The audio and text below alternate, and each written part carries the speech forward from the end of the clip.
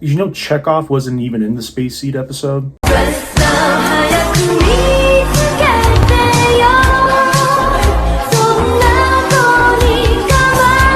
So I'm going to need someone to confirm or deny this. Were Ricardo Montalban's pecs in this movie real? Because I'm hearing one side saying, yeah, that was his actual physique, and another side saying, no, that was a bodysuit.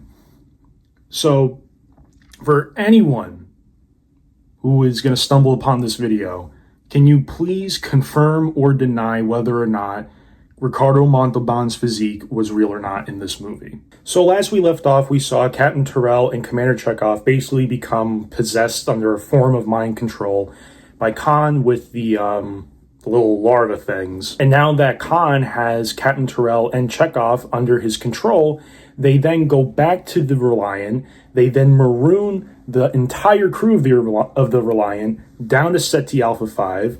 And then they contact Dr. Carol Marcus and her entire team on the Regula 1 space station, which is holding the Genesis device. And upon contacting Regula 1, Chekhov says to both Dr. Carol Marcus and David Marcus and the entire team that, hey, Admiral Kirk wants us to take the Genesis probe from you.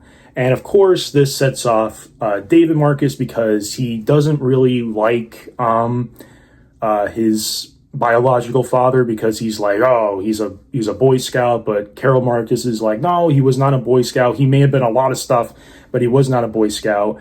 But everyone's just pissed off that the Federation and Starfleet wants to just take away their hard work. In order to devise a plan, David and Carol then beam themselves down to the dead moon that Regula 1 is orbiting, and the rest of the Regula 1 team will stay in the space station upon the Reliant's arrival. So then we cut back to the Enterprise, and Admiral Kirk is doing his inspection before the training cruise commences, and that is when Regula 1 sends out a distress signal to the Enterprise, and Carol asks Kirk, well, why are you taking Genesis away from us? And this is where we actually get the entire explanation of what the Genesis project is. And then we get a little bit of a back and forth between Bones and Spock over the morality of the Genesis project. Now, actually, before this, Starfleet contacts the Enterprise, and they say that they need to go and check out Regula 1 and get in contact with the Reliant because they have no communication with them. And this is where we get one of the best scenes between Kirk and Spock that really, expands their friendship. Something may be wrong on Regula 1. We've been ordered to investigate. Memory serves. Regula 1 is a scientific research laboratory. I told Starfleet Command all we had was a boatload of children. But we're the only ship in the quadrant. Spock, these cadets of yours, how good are they? How will they respond under real pressure? As with all living things, each according to his gifts. Of course, the ship is yours. No, that won't be necessary. Just get me to Regula 1. As a teacher on a training mission, I am content to command the Enterprise. If we are to go on actual duty, it is clear that the senior officer on board must assume command. If I may be so bold, it was a mistake for you to accept promotion. Commanding a starship is your first best destiny. In any case, were I to invoke logic, logic clearly dictates that the needs of the many outweigh the needs of the few. Or the one. You're my superior officer. You are also my friend. I have been and always shall be yours. Do you think Kirk and Spock ever kissed before?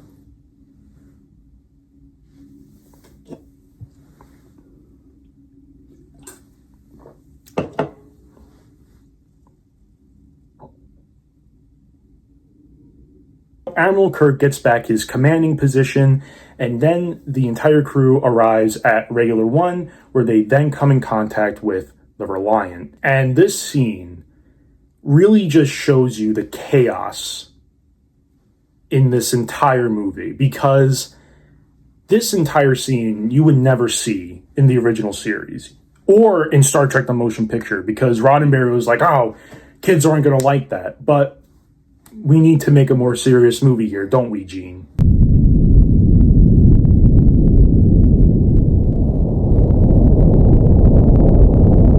Slow to 1/2 impulse power. Let's be friends. Slowing to 1/2 impulse power.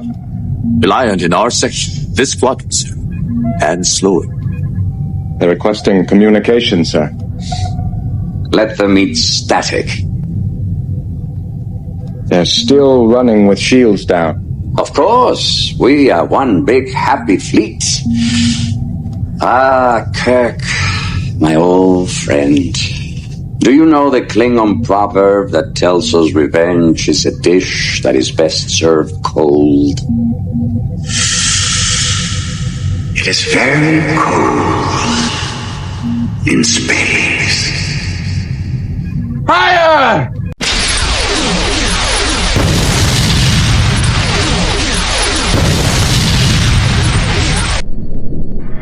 Hell are they? Admiral, the commander of the Reliant is signaling. He wishes to discuss terms of our surrender.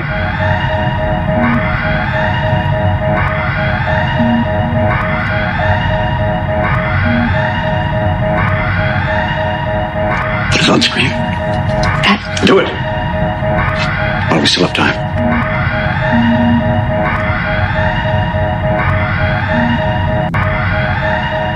On screen, sir.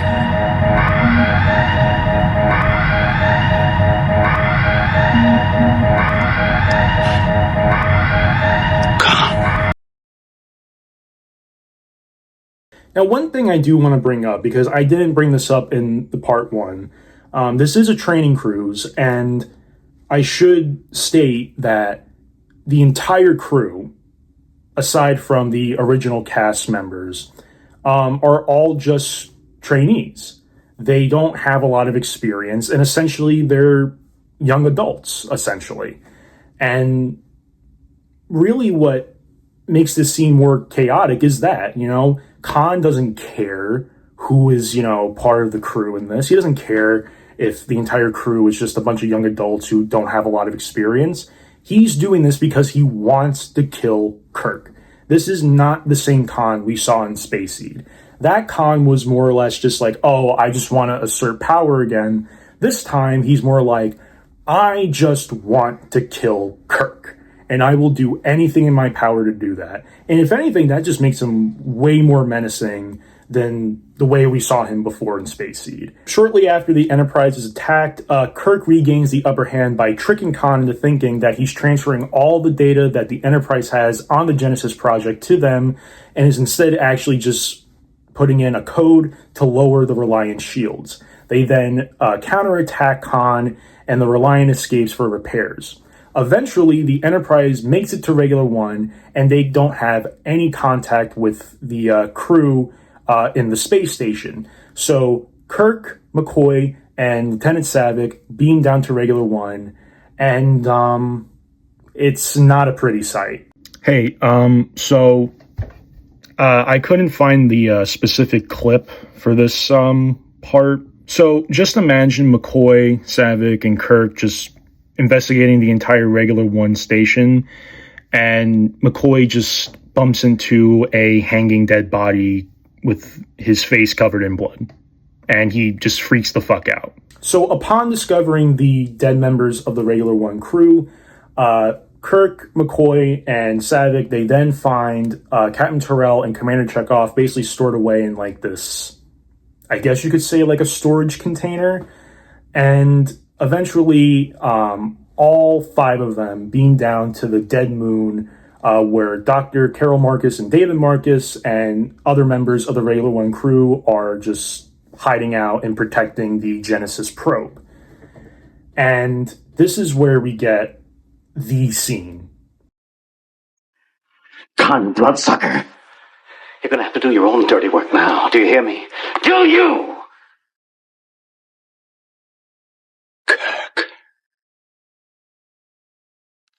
Kirk, you're still alive, my old friend. Still, old friend.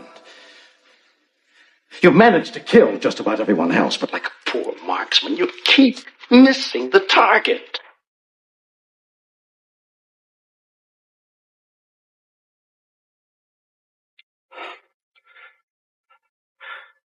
Perhaps I no longer need to try, Admiral.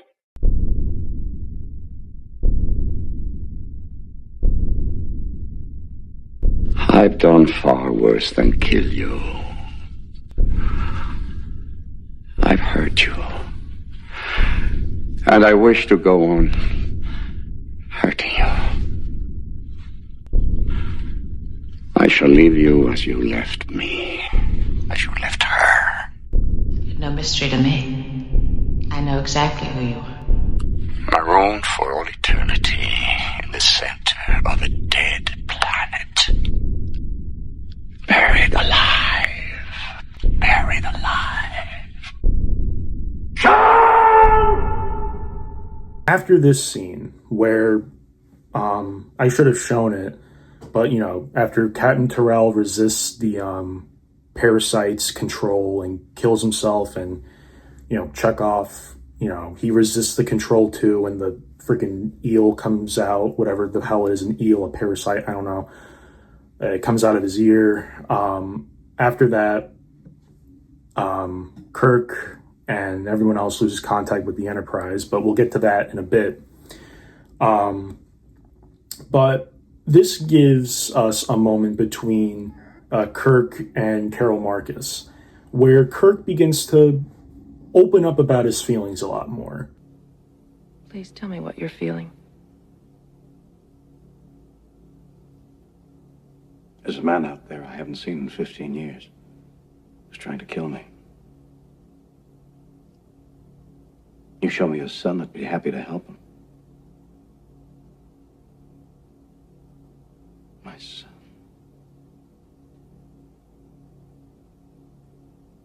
My life that could have been. It wasn't. What am I feeling?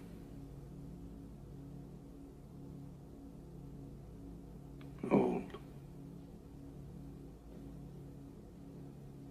Worn out.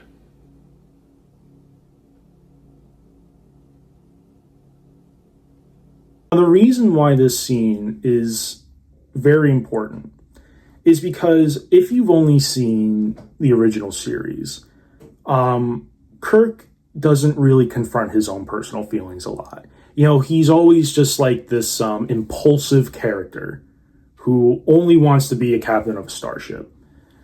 And granted, he's a seasoned leader in that show, we are now seeing him in an introspective life. He wants to relive the past, but at the same time, he has to face his own personal failures, like leaving Khan on Ceti Alpha 5 and essentially abandoning his own son just so he can continue to live what he considers his best life. He begins to value friendship. He begins to value sacrifice more in this movie.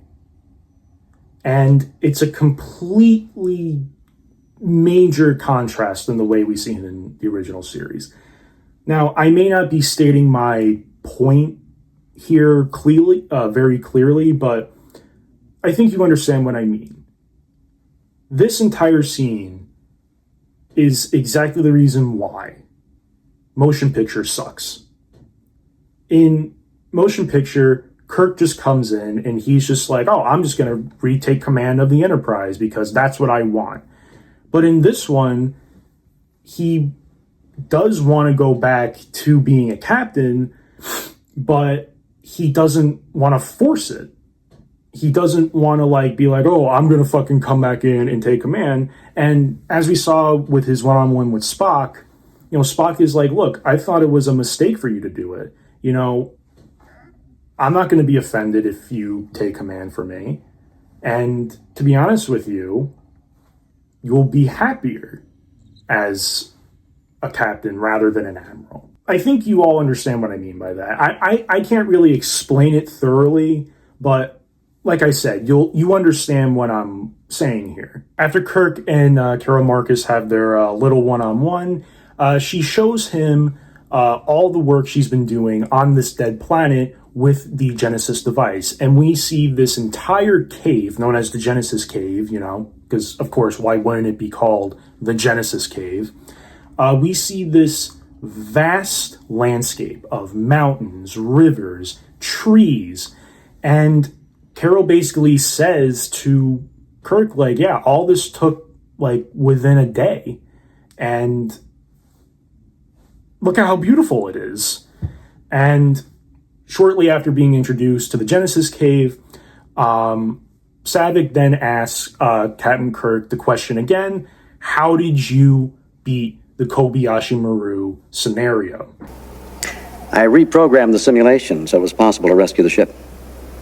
What? He cheated. I changed the conditions of the test. Got a commendation for original thinking. I don't like to lose. Then you never faced that situation. Faced death. I don't believe in the no-win scenario.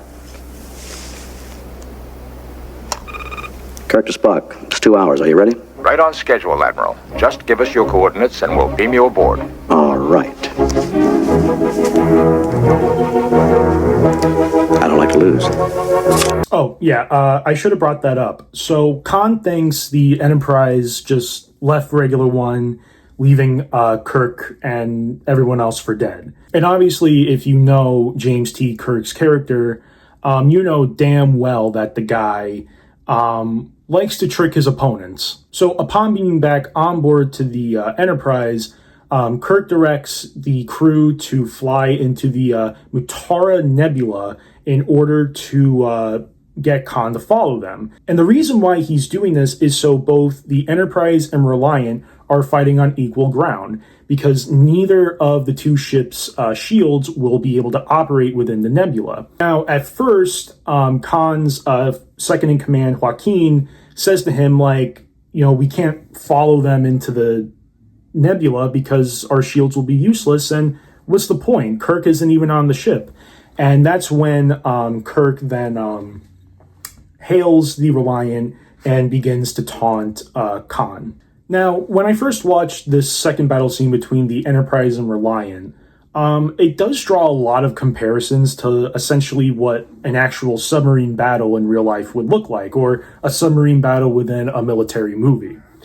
And I forgot the name of the channel, but I'll put a link in the description to the entire second battle breakdown, because that video does a better job than I would do describing this entire battle.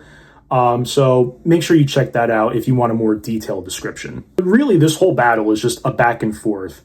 And it really shows how Kirk has a much bigger dominance over Khan, who is supposed to be more, you know, intellectually capable than the average human. When the two just begin shooting their phasers and photon torpedoes at each other, you know, the Reliant just gets fucking destroyed.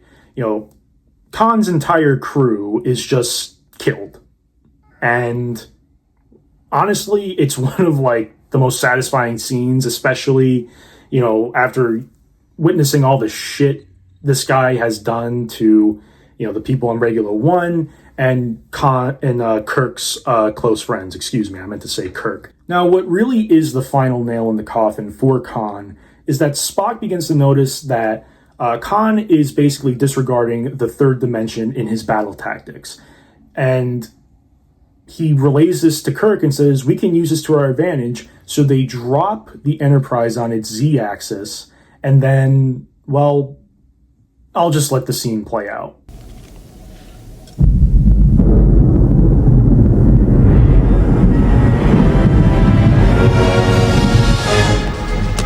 Torpedoes ready, sir.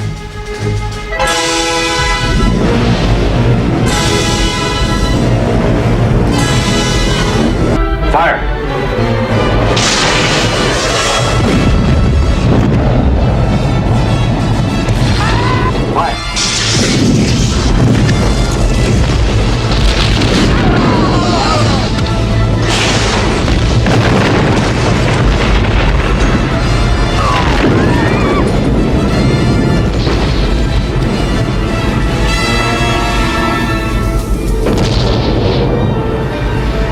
Just like that, Khan's been defeated, but he's not going to let the Enterprise go easily. Khan begins to activate the Genesis probe, and, well, because of the damage sustained from Khan's attack, the warp drive is incapable of operating because the dilithium crystals have shifted.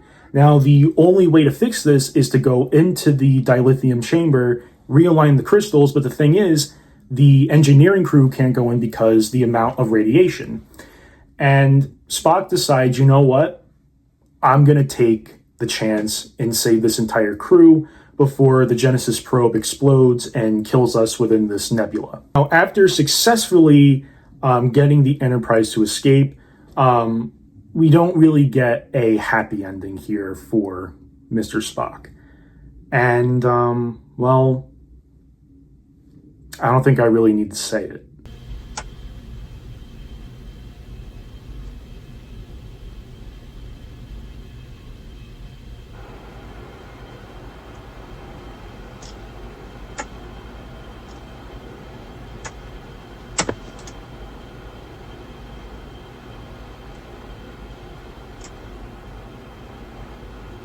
Ship. Out of danger? Yes. Don't grieve, Admiral. It is logical. The needs of the many outweigh The needs of the few. or the one.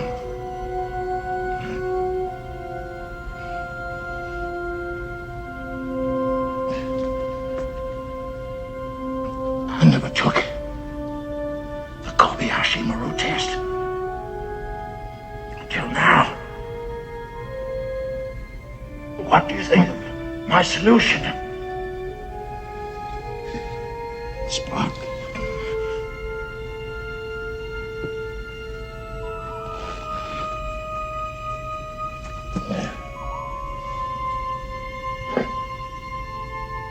I have been, and always shall be, your friend.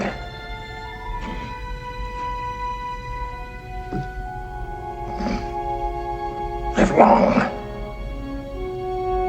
and prosper.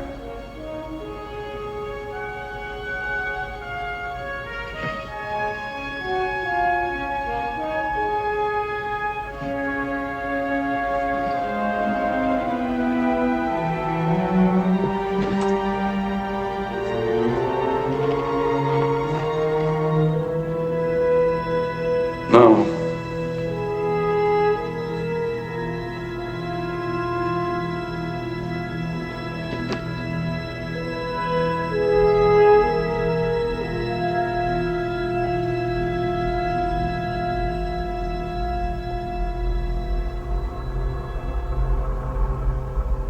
We are assembled here today to pay final respects to our honored dead.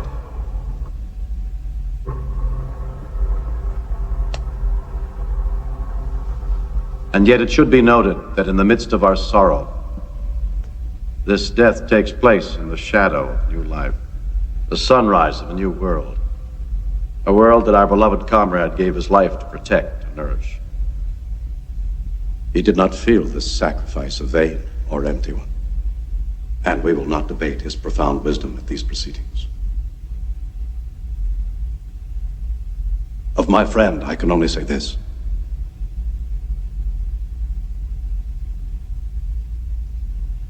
Of all the souls I have encountered in my travels, his was the most human. Others? Hup.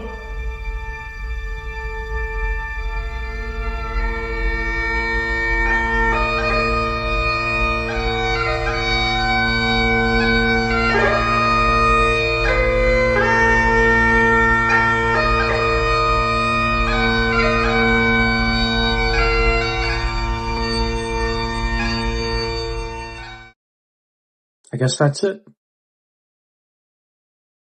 That's the whole movie. And guess that's where we close off this entire review series. So, thank you guys for watching, and what? There's more? Why did you leave him on Genesis? Spock trusted you, and you denied him his future. I saw no future. Only his body was in Death, Kirk, and you were the last one to be with him. Yes, I was. Then you must know that you should have come with him to Vulcan. But why? Because he asked you to. He entrusted you with his very essence, with everything that was not of the body. He asked you to bring him to us, and to bring that which he gave you, his Katra, his living spirit. I'm sorry, Doctor. I have no time to discuss this logically. Remember,